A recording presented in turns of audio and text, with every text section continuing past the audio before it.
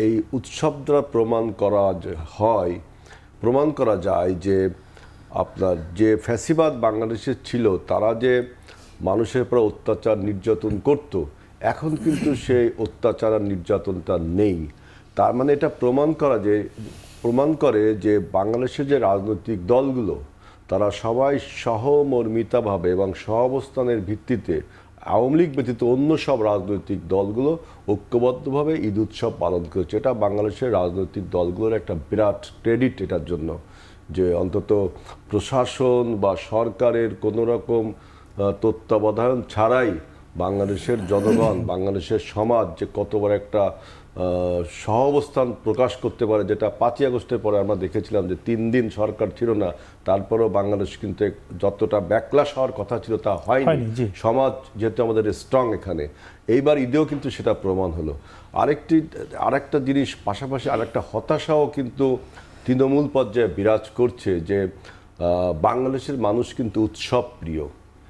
ভোটও কিন্তু একটা উৎসবের মতো জিনিস, এবং এই ভোট উৎসব থেকে যেহেতু গত 17 বছর মানুষ বঞ্চিত ছিল, সেই ভোট আদৌ কখন হবে কি বা হবে কি না, হলে কিভাবে হবে, এই নিয়ে একটা ধোঁয়াশা কিন্তু মানুষের মধ্যে রয়েছে, একটা অনিশ্চয়তা রয়েছে।